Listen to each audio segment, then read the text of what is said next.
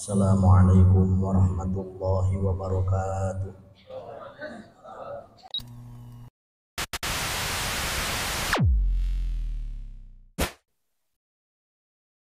Alhamdulillah, asyhadu an la ilaha illallah wahdahu la syarikalah wa asyhadu anna sayyidana wa maulana Muhammadan abduhu wa rasuluh la nabiyya ba'dah.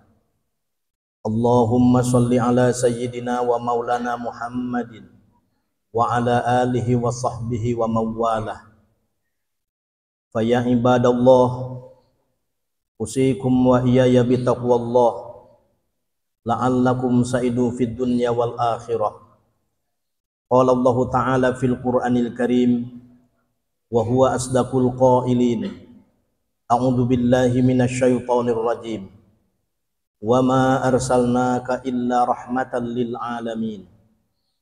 Hadirin sidang Jumat yang sama-sama mengharap hidayah, inayah dan ridha Allah. Khatib berwasiat untuk pribadi serta bagi jamaah sidang Jum'ah untuk sama-sama meningkatkan kualitas takwa dengan melaksanakan perintah Allah dan menjauhi yang dilarang Allah. Bagi hamba yang bertakwa, ayat-ayat Allah, baik ayat kauliyah yang terdapat dalam kitab Al-Quran maupun ayat kauniyah yang terdapat dalam kitab kehidupan, akan dijadikan buku pedoman hidup dalam melaksanakan hidup dan kehidupan. Demikian pula dari fisiknya Al-Quran sudah menjadi syarat sekaligus isyarat untuk dilaksanakan dalam kehidupan sehari-hari. Al-Quran yang 30 juz diawali dengan surah Al-Fatihah, diakhiri dengan surah An-Nas. Surah Al-Fatihah, isi, esensi dan substansinya mengingatkan pentingnya membangun hablum minallah atau membangun relasi positif hamba dengan Khalik. Sedangkan surah terakhir dalam juz 30 adalah surah An-Nas, mengingatkan pentingnya membangun hablum minannas atau membangun relasi positif dengan sesama. Demikian pula ketika gerakan sholat kita lakukan diawali dengan takbiratul ihram yang kita ucapkan Allahu Akbar. Hati, ucap dan fikir kita sedang menguatkan hablum minallah. Sedangkan tanda akhir sholat adalah mengucapkan salam, diikuti dengan nengok ke arah kanan dan nengok ke arah kiri dengan ucapan yang sama. Kita sedang berdeklarasi kalau sudah membangun hablum minallah dengan baik, maka selanjutnya membangun hablum minannas yang tidak boleh kalah baiknya. Demikian pula ketika kita memasuki bulan istimewa, bulan Ramadan, yang Ramadan itu berarti puncak panas atau musim panas, yang dipahami oleh para alim ulama. Ramadan adalah tempat dan momen membakar dosa serta kesalahan setiap kita dengan ibadah yang intensif, wujud hablum minallah kita. Karena inti Ramadan adalah saum, dan kita mendapatkan keterangan yang sangat penting, as-saumu li wa ana ajzi bihi. Saum itu untukku, kata Allah, dan aku yang akan memberikan pahalanya. Dengan tegas, saum itu menunjukkan kekuatan hablum minallah kita. Tetapi dalam tradisi keagamaan, terutama di Nusantara, kita mengenal ada munggahan. Inti munggahan itu membersihkan dosa dan kesalahan anak pada orang tua, murid pada guru, atau relasi sebaliknya, termasuk dengan tetangga.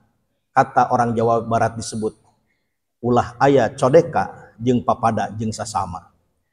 Maka jauh sebelum melaksanakan ibadah di bulan suci Ramadan, kita menyelenggarakan munggahan dengan cara yang sudah ada secara turun-temurun sebagai ciri atau tradisi masyarakat kita. Yang inti munggahan itu membersihkan masjid yang akan disiapkan untuk dijadikan sarana ibadah di bulan suci Ramadan. membersihkan lingkungan supaya tidak mengganggu ketertiban dan kenyamanan beribadah, sampai membersihkan tempat-tempat di mana leluhurnya dikebumikan, lalu nadran atau berziarah, mendoakannya kepada Allah, tidak berdoa ke kuburan tetapi berdoa di kuburan. Ini sudah menjadi ciri sekaligus cara keagamaan, memperkaya khazanah keislaman dan menambah sakralnya suasana Ramadan. Tetapi yang lebih penting selain memelihara hablum minal alam tadi, tetapi membangun hablum minan nas. Ketika orang tua jarang bertemu dengan anaknya, maka tiba saat istimewa itu, anaknya bersimpuh di hadapan kedua orang tuanya, memohon atas segala khilaf dan kesalahan, meminta doa untuk keberkahan hidupnya, termasuk minta agar diberikan kelancaran ketika melaksanakan ibadah di bulan suci Ramadan. Tahadu tahabu, saling berbagi hadiah, saling mencinta. Ada buah tangan yang dibawa oleh anak dari rezeki yang halal yang diberikan kepada ibu dan bapaknya, kepada sanak saudaranya.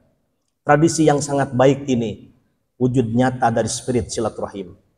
Dan kalau kita mengkaji lebih dalam silaturahim sebagai salah satu ajaran penting yang disampaikan Nabi ketika migrasi dari Makkah ke Yasrib, di hadapan seluruh sahabat, baik imigran ataupun penduduk asli Yasrib pada saat itu, bahkan di hadapan mereka yang belum memeluk agama Islam, ketika Nabi bersabda, menegaskan kepada semuanya dengan kalimat yang sangat umum, ya ayuhan nas, wahai sekalian manusia, absus salam, sebarkanlah salam perdamaian, wasilul arham, sambungkan tali cinta kasih dan kasih sayang kepada sesama, wa'atimu ta'am, berbagi makanan kepada mereka yang membutuhkan, wassalu billaili wan nasunyam, salatlah malam ketika orang lain sedang tertidur, tadkhulul jannata bisalam, dijamin masuk surga bertabur keselamatan.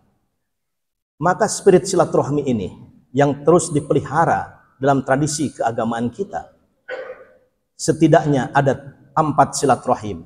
Yang pertama, silaturahmi nafsiyah.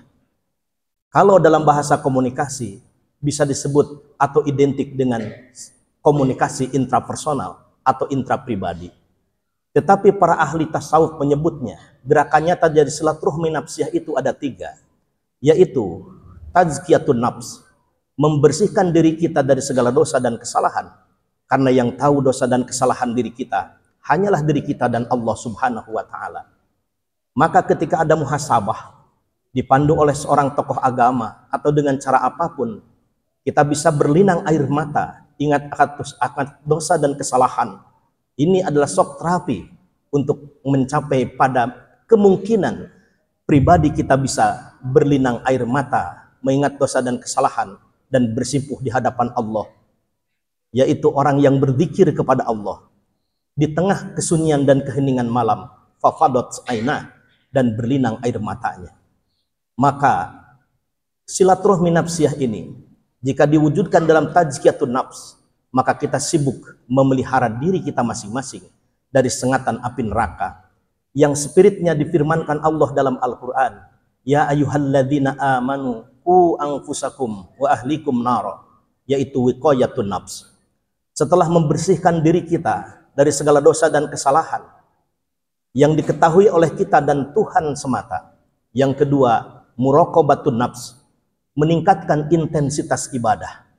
Ibadah saum yang akan dilaksanakan pada bulan suci Ramadan, ibadah wajib yang harus kita laksanakan, yang memenuhi syarat tertentu yang ditentukan secara fikih.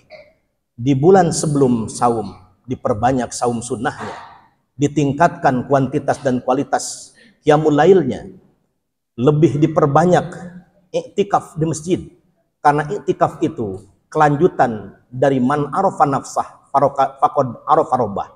Siapa yang mengenal diri, maka akan mengenal Tuhannya. Dari mengenal Tuhan, kemudian didekatkan dengan Tuhan. Dan cara yang paling mudah dan murah mendekatkan diri kita kepada Allah dalam ajaran Islam adalah iktikaf. Karena itu para alim ulama memperkenalkan model doa iktikaf. Nawaitu an a'takifa fi hadzal masjid taqarruban ilallah. Aku berniat iktikaf di masjid ini untuk mendekatkan diri kepada Allah. Setelah mengenal diri, mengenal Allah, kemudian dekat dengan Allah. Karena kalau hanya kenal dengan Allah, tetapi tidak dekat dengan Allah. Sangat boleh jadi mirip-mirip kita mengenal beberapa tokoh lakon dalam sebuah cerita sinetron yang hebat. Tokoh itu begitu gagah perkasa dan menjadi idola kita semua. Tetapi kita tidak pernah dekat dengan tokoh-tokoh yang kita kenal tadi. Maka kelanjutan dari makrifat, dari kenal itu kemudian dekat dengan Allah Subhanahu wa Ta'ala. Dan momen yang paling mudah sekali lagi adalah i'tikaf di masjid. Setelah muraqabatun nafs, prakondisi untuk persiapan ibadah Ramadan yang lebih intensif lagi adalah jihadun nafs, jihad melawan hawa nafsu. Karena ada 3 hal yang merusak dalam hidup dan kehidupan, baik buat pribadi, keluarga, dan masyarakat. Salasun muhlikatun, sukhun muta'un, wa hawaun muttabaun, wa ijabul mar'i binafsi. Penyakit kikir yang dituruti, nafsu yang diikuti, dan merasa benar dengan pendapat sendiri. Ini 3 syarat untuk hancurnya diri kita, baik di dunia ataupun akhirat nanti. Hadirin sidang Jumat, setelah kita melangsungkan silaturahmi nafsiyah pada diri kita masing-masing, oleh diri kita masing-masing, berikutnya adalah silaturahmi fardiyah. Jika spirit silaturahim terletak pada kata roham atau kasih sayang, maka silaturahmi fardiyah itu adalah meningkatkan kuantitas dan kualitas kasih sayang di internal keluarga kita masing-masing, terutama pasangan suami dan istri yang diikatkan dengan spirit silaturahim, sehingga Al-Quran menyebutnya, jika keluarga itu kekuatannya adalah cinta, cinta itu dengan 2 huruf dalam Al-Quran, yaitu huruf hub, hak dan ba. Haknya adalah ruhani, ba-nya adalah badaniah. Maka ketika mencintai seseorang, cintailah ruhaninya dan jasmaninya. Sedangkan kalimat yang lebih agung dan suci, cinta diungkapkan Allah dengan bahasa mawaddah yang bergandeng dengan rahmah, rohm sebagai spirit silaturahim. Maka cinta yang berbalut kasih sayang memungkinkan terbentuknya kehidupan yang sakinah, yang sakanun, yang maskanun, yang masakin, yang berarti ketenangan. Dan Ibnu Mandur dalam Lisanul Arab menyebut akar kata dari sakanun itu adalah sikinun. Sikinun itu berarti pisau. Keluarga yang sakinah adalah keluarga yang tajam ketika mengiris masalah, bukan yang membesar-besarkan masalah, tapi mengecilkan dan mengkerdilkan masalah, sehingga masalah itu bisa dilampauinya dengan baik. Kalau kita belajar stratak, masalah itu hanya ada 3 kategori. Ada masalah sebesar kepalan tangan atau bola kastik. Maka kalau kita menghadapi masalah segede bola kastik, tendang saja, pasti masalah itu akan terbang menjauh. Tapi kalau masalahnya segede kepala, kalau ditendang mungkin kaki kita sakit, dilompati saja dan akan terlewati masalah itu. Kalau masalahnya segede masjid ini, maka tidak mungkin ditendang, tidak mungkin dilompati, maka ambil gerakan tawaf, tidak berhenti oleh masalah karena kehidupan harus berlalu. Inilah doa ideal yang dibaca oleh Nabi Musa alaihi salam ketika konflik of interest dengan ayah angkatnya yang bernama Fir'aun itu. Maka doa yang dipanjatkannya adalah meminta dilapangkan dadanya. Rabbi shrah li sadri wa yassir li amri wahlul 'uqdatam min lisani yafqahu qauli. Karena ketika dada kita lebar, jembar mana, berjiwa besar, masalah besar itu menjadi kecil. Tapi kalau dada kita sempit, hati kita sempit, masalah kecil itu pun akan dirasa besar. Maka orang-orang besar tidak pernah menganggap masalah itu besar. Tetapi orang kecil yang tidak berpendidikan kadang-kadang membesar-besarkan masalah sehingga tertumpuk dengan masalah yang dihadapinya. Hadirin sedang Jum'ah rahimakumullah. Setelah itu, ibu dan bapaknya punya spirit silaturahim. Dengan mawaddah warahmah, maka akan tumbuh keturunan anak-anaknya yang membasahi bibirnya setiap malam, setiap selesai sholat. Doa silaturahmi untuk ibu dan bapaknya. Dan doa itu yang sering kita baca, Allahumma gfirli wali walidayya warhamhuma kama rabbayani shogir. Ada spirit silaturahim pada kalimat irhamhuma di situ. Hadirin sedang Jum'ah. Berikutnya yang ketiga, silaturahmi hizbiyah. Merajut kasih dan kasih sayang. Meskipun berbeda organisasi, berbeda lembaga, berbeda kelompok, berbeda partai. Jika agenda-agenda sosial dan politik sudah dilewati, maka lihatlah pada pemain tinju. Kalau mulai tinju dimulai, maka mereka saling babuk hantam dengan aturan yang sudah ditetapkan. Tetapi ketika yang satu bonyok kalah pula tidak lagi saling pukul, melainkan saling rangkul. Maka saling rangkul inilah menjadi kekuatan sosial yang pernah tercabik-cabik pada masa penjajahan dengan divide et imperanya. Kini berbeda pilihan, berbeda partai, berbeda kelompok, tetapi Allah menyerunya kepada kita khususnya umat Islam. Wa'tasimu bihablillahi jami'aw wa la tafarraqu. Wajib bersatu padu dan haram berseteru karena menggunakan sigotul nahyi. Wala tafarraqu al aslu fin nahyi lit tahrim, asal suatu larangan menunjukkan pengharaman, maka haram gontok-gontokan, haram memecah belah, haram memprovokasi untuk tidak bersaudara di antara kita, karena kekuatan kita adalah yadullah ma'al jamaah, kekuasaan Allah bersama kekuatan kolektifnya kita, bukan masing-masingannya kita. Yang keempat, silaturahmi yang penting kita kembangkan sebelum memasuki bulan suci Ramadan adalah silaturahmi syu'ubiyah wa qabailiyah. Silaturahmi lintas budaya, silaturahmi lintas etnik, silaturahmi lintas bangsa, bahkan silaturahmi lintas agama yang dianutnya. Jika ada 6 agama di negara kita, maka spirit silaturahmi ini dikobarkan, akan muncul sikap toleran. Ketika sikap toleran ini ada, maka sungguhnya kita telah membreakdown sikap yang disampaikan Al-Quran, lakum dinukum waliyadin, untukmu agamamu, untukku agamaku. Dengan sikap seperti itu, maka perbedaan agama tidak akan menjadi perselisihan di antara kita, tetapi menjadi kekayaan di Republik tercinta ini, sesuai dengan prinsip Bhinneka Tunggal Ika. Hadirin sidang Jum'ah, selain silaturahmi syu'ubiyah wa qabailiyah kepada sesama manusia, bahkan baginda Nabi ketika diutus oleh Allah Subhanahu wa taala, visinya luar biasa. Wa ma arsalnaka illa rahmatan lil alamin. Diutusnya Nabi itu untuk menjadi penebar rahmat, bukan penebar laknat bagi seluruh alam. Ini dibuktikan beliau ketika migrasi dari Mekah ke Yasrib, menetap di Jabal Sur, masuk ke Guha Sur bersama Abu Bakar Siddiq. Tidak ada ranting yang patah, daun yang lecet, bahkan burung yang bertelur pun tidak terganggu dengan kehadiran Nabi. Jaring laba-laba pun tidak rusak dengan kehadiran beliau. Betul kalau kita belajar filsafat, filsafat itu mengajarkan hal yang sama diajarkan oleh Islam, yaitu hablum minallah, hablum minan nas, dan hablum minal alam. Mudah-mudahan Allah Subhanahu wa taala menurunkan hidayah dan taufiknya kepada kita sebelum memasuki bulan suci Ramadan untuk memantapkan hablum minallah kita.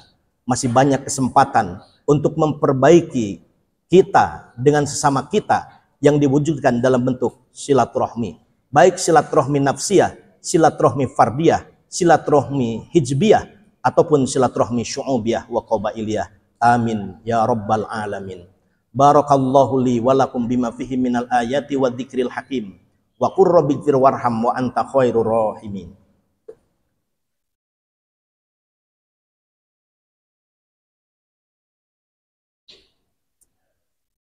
Alhamdulillahi rabbil alamin. Ashhadu an la ilaha illallah al-malikul haqqul mubin. Wa ashhadu anna sayyidana wa maulana Muhammadan abduhu wa rasuluh sadiqul wa'dil amin. Allahumma sholli ala sayyidina wa maulana Muhammadin wa ala alihi wa sahbihi ajma'in. Faya ibadallah, usikum wa iyaya bitaqwallah, la'allakum minal a'idhinal faizin. Qala Allah ta'ala fil Qur'anil Karim, a'udzu billahi minasyaitonir rajim. Innallaha wa malaikatahu yusholluna 'alan nabi ya ayyuhalladzina amanu shollu 'alaihi wa sallimu taslima. Allahumma sholli wa sallim wa barik amin ya rabbal alamin. Allahumma ighfir lil mu'minina wal mu'minat wal muslimina wal muslimat al ahya'i minhum wal amwat bi rahmatika ya arhamar rahimin. Rabbana dhalamna anfusana wa illam taghfir lana wa tarhamna lanakunanna minal khasirin. Rabbana atina fid dunya hasanah wa fil akhirati hasanah wa qina adzaban nar. Walhamdulillahi rabbil alamin. Ibadallah, innallaha ya'muru bil adli wal ihsan wa ita'i dzil qurba wa yanha 'anil fahsai wal munkar wal baghi. Ya'idzukum la'allakum tadhakkarun. Wa la dzikrullahi akbar.